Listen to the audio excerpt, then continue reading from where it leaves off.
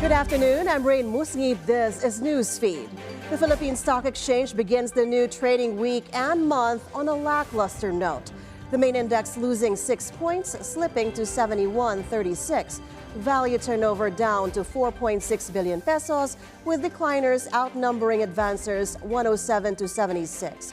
Today's biggest drag, mining and oil, which dropped nearly 2%. Jitters are hitting financial markets ahead of a pivotal week in the U.S. with the elections and the Federal Reserve's policy decision on debt.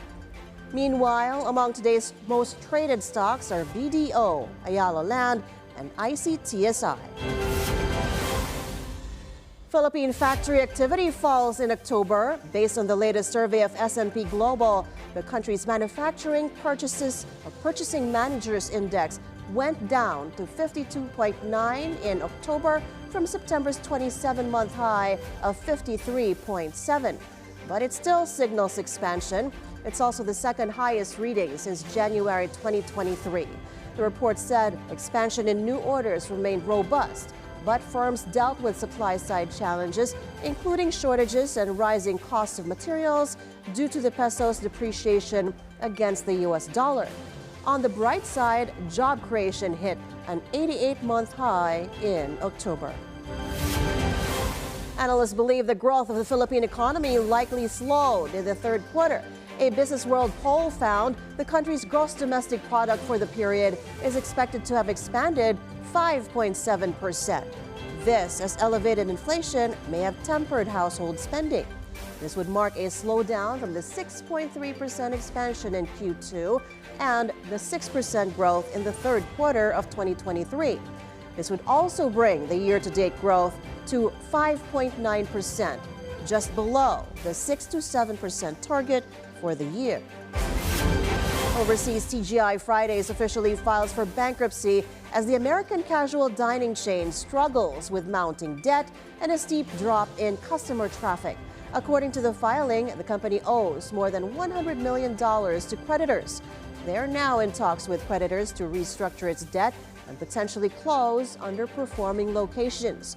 TGI Friday says their financial challenges were mainly caused by the COVID-19 pandemic and capital restructuring.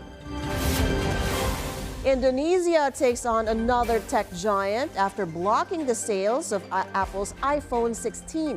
The country is now also banning the sale of Google smartphones for supposedly not meeting the requirement to use locally manufactured components. Officials say consumers can buy Google Pixel phones overseas so long as they pay taxes.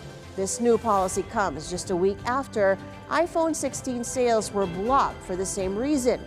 Indonesia has a huge tech-savvy population, making it a key target market for tech-related investment.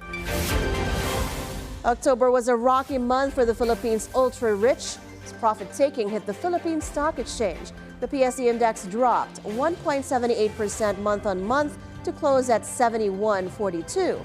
That's as 11 of the 14 Filipino billionaires on the Forbes list saw declines in their net worth. The country's wealthiest, the Sy family, experienced a 7% dip in combined assets to $13 billion. Ports, casino, and infrastructure tycoon Ricky Razon's net worth lost 4% to $11.5 billion. San Miguel Big Boss Ramon Ang also slid 2% to $3.7 billion. Manny Villar is the only billionaire to post gains, further cementing his claim as the richest Filipino. His net worth jumped 24% to $17.9 billion. And before we go, here are today's market winners and losers.